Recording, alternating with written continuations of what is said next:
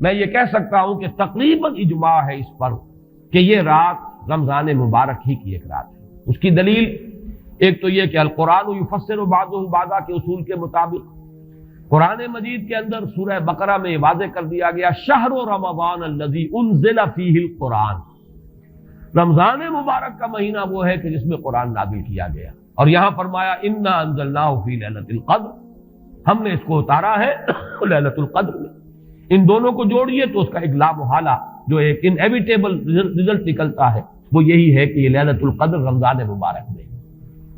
دوسری اس کی تائید ہوتی ہے وہ مشہور حدیث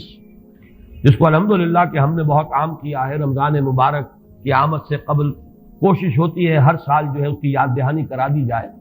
ایک طویل خطبہ جو حضور نے دیا تھا، خطبنا رسول اللہ صلی اللہ علیہ وسلم فی آخر یوم من شعبان، یہ حضرت سلمان فارسی رضی اللہ تعالیٰ عنہ سے مروی ہے کہ حضور نے شعبان کے آخری دن ہمیں خطبہ ارشاد فرمایا، یا ایھا الناس قد اظلکم شہر عظیم شہر مبارک شہر فیہ لیلۃ خیر من الف شہر، لوگوں آگاہ ہو جاؤ، تم پر ایک بہت مبارک مہینے نے، بڑی عظمت والے مہینے نے سایہ کر دیا ہے، سایہ فگن ہو گیا ہے تم پر ایک مہینہ جو بڑی عظمت والا ہے، شہر عظیم جو بڑی برکت والا ہے، شہر مبارک، اور تیسرا جملہ اس میں یہی ہے شہر فیہ لیلۃ خیر من الف شہر، وہ مہینہ کہ جس میں ایک رات وہ بھی ہے کہ جو 1000 مہینوں سے افضل ہے۔ ان دونوں چیزوں کے حوالے سے تقریباً دلائل بھی موجود ہیں، اور ویسے یہ کہ جیسا کہ میں عرض کر چکا ہوں اجماع ہے کہ یہ رمضان مبارک ہی کی ایک شب ہے۔ لیکن رمضان مبارک کی کون سی شب ہے؟ اس پر بعض مفسرین نے تو لکھا ہے کہ 40 قول ہیں۔ چنانچہ صاحب تفسیر مظہری قاضی ثناء اللہ پانی پتی نے، میں نے وہ تفصیل تو نہیں پڑھی، کہ 40 قول نقل کیے، لیکن امام راضی نے جو 9 قول نقل کیے ہیں وہ میں تیزی کے ساتھ آپ کو سنا دیتا ہوں۔ ابن رزین رحمہ اللہ کا قول یہ ہے کہ رمضان کی پہلی شب ہے۔ حضرت حسن بصری رحمۃ اللہ علیہ، یہ ہے تابعین میں سے، اس لیے میں رضی اللہ عنہ نہیں کہہ رہا، رحمۃ اللہ علیہ، حضرت حسن بصری رحمۃ اللہ علیہ کی رائے ہے کہ یہ 17ویں شب ہے، یعنی وہ شب کہ پھر جس کے اگلے دن جو ہے وہ غزوہ بدر ہوا ہے، یوم الفرقان۔ حضرت انس رضی اللہ تعالی عنہ مرفوعاً روایت کرتے ہیں کہ یہ 19ویں شب ہے۔ محمد بن اسحاق جو بہت بڑے سیرت نگار ہیں حضور کے، ان کا قول ہے کہ یہ 21ویں شب ہے۔ حضرت عبداللہ ابن عباس رضی اللہ تعالی عنہما سے قول جو ہے مروی ہے کہ یہ 23ویں شب ہے۔ حضرت عبداللہ ابن مسعود رضی اللہ تعالی عنہ سے مروی ہے کہ یہ 24ویں شب ہے، اور اس کو میں ذرا اہمیت دیتا ہوں اس لیے کہ 24ویں شب جو ہے سورہ علق کی ابتدائی آیات کے نزول کے ضمن میں کچھ حساب کتاب کے جوڑنے سے 24ویں اور 25ویں شب کا بھی معاملہ جڑتا ہے، جو کہ میں نے آپ کو سورہ علق کے درس کے دوران بتایا تھا۔ اس کے بعد حضرت ابو ذر غفاری رضی اللہ تعالیٰ عنہ کا قول ہے کہ یہ 25ویں شب ہے۔ اس کے بعد حضرت ابی ابن کعب رضی اللہ تعالیٰ عنہ کا قول ہے، یہ وہ ہے جن کو کہ حضور نے خود فرمایا کہ اقرأہم ابی ابن کعب، قرآن مجید کے سب سے بڑے قاری حضرت ابی ابن کعب ہے رضی اللہ تعالیٰ عنہ، اور ان کے بھی سینے پر آپ نے تھپکی دی تھی کہ ایک سوال کیا آپ نے کہ سب سے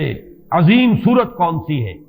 اور جب انہوں نے صحیح جواب دے دیا سورہ فاتحہ، تو پھر یہ کہ اس پر حضور نے تھپکی دی کہ تمہیں اللہ تعالیٰ نے بہت صحیح مناسبت عطا کی ہے علم کے ساتھ۔ ان کی اور صحابہ میں سے بہت سے لوگوں کی رائے، یہاں تک کہ یہ کہا جا سکتا ہے کہ بقیہ اقوال جو ہیں وہ شاذ کے درجے میں ہیں، اور یہ گویا کہ اگر اجماع نہ کہا جائے تو بہت حد تک اتفاق کے درجے میں ہے کہ یہ 27ویں شب ہے۔ اور اس 27ویں شب کے ضمن میں حضرت عبداللہ ابن عباس سے ایک روایت میں پہلے آپ کو بتا چکا ہوں کہ 23ویں شب، لیکن 27ویں شب کے ضمن میں جو مختلف روایات حضرت عبداللہ ابن عباس رضی اللہ تعالی عنہما سے مروی ہیں، ان میں بھی کچھ لطیف نکات ہیں، وہ میں بعد میں بیان کروں گا۔ اس کے بعد ایک شاذ قول اور بھی ہے کہ یہ 29ویں شب ہے، تو یہ گویا کہ 9 ہے اقوال، جن میں سے بعض جلیل القدر صحابہ کے ہیں، عبداللہ ابن مسعود، ابو ذر غفاری، ابن عباس، ابی ابن کعب، لیکن یہ ہے کہ سب سے زیادہ جو اتفاق اگر اجماع نہ کہا جائے تو 27ویں شب پر ہے۔ اس 27ویں شب کے بارے میں حضرت عبداللہ ابن عباس نے 3 نکتے بیان کیے۔ ایک نقطہ تو یہ ہے کہ یہ پوری سورہ مبارکہ جو ہے سورۃ القدر، اس میں 30 الفاظ ہیں، اور ان 30 الفاظ میں سے 27واں لفظ ہے ہیا حتی مطلع الفجر، یہ 27واں ہے۔ اس کے اعتبار سے گویا کہ انہوں نے ایک ربط قائم کیا ہے کہ یہ 27ویں شب ہے۔ ایک بات انہوں نے یہ کہی ہے کہ اللہ تعالیٰ کو وطر محبوب ہے، اللہ وطر و یحب الوطر، اللہ خود بھی اکیلا ہے اور وطر کو پسند کرتا ہے۔ پھر یہ کہ وطر جو ہے اب رمضان مبارک کے اندر اگر وہ وطر شمار کیے جائیں گے تو 14-15 وطر بن جائیں گے، لیکن اس میں چونکہ آخری عشرے کے بارے میں بہت سی روایات جو ہیں ان کا تقریباً اجماع ہو جاتا ہے کہ آخری عشرے میں،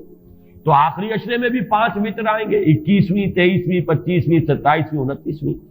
لیکن حضرت عبداللہ ابن عباس کہتے ہیں کہ 7 کا ہنسہ اللہ تعالیٰ کو بہت پسند ہے، اور بہت سی چیزیں جو ہیں عالم تکوینی میں بھی اور عالم تشریعی میں بھی بہت سی چیزیں وہ ہیں کہ جو 7 کے ہنسے کے ساتھ وابستہ ہیں۔ 7 آسمان ہیں، 7 زمینیں ہیں، ہفتے کے 7 دن ہیں، طواف کے 7 شوط ہیں،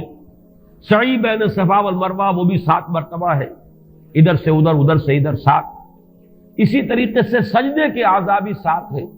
تو اس سے انہوں نے پہلے وطر اور وطر کے بعد 7 کا ہنسہ، رمضان کے آخری عشرے کی وطر راتیں اور ان میں 7ویں رات یعنی 27ویں شب، وہ اپنے اس حساب کتاب سے بھی۔ اور جب انہوں نے یہ بات بیان کی تو حضرت عمر رضی اللہ تعالی عنہ نے ان کی تحسین کی تھی۔ آخری بات اور بھی کہی گئی ہے کہ لیلۃ القدر جو ہے اس کے اندر حروف کو اگر شمار کیا جائے تو 9 بنتے ہیں، اور یہ لیلۃ القدر اس سورہ مبارکہ میں 3 مرتبہ آیا ہے۔ انا انزلناه فی لیلۃ القدر وما ادراک ما لیلۃ القدر لیلۃ القدر خیر من الف شہر،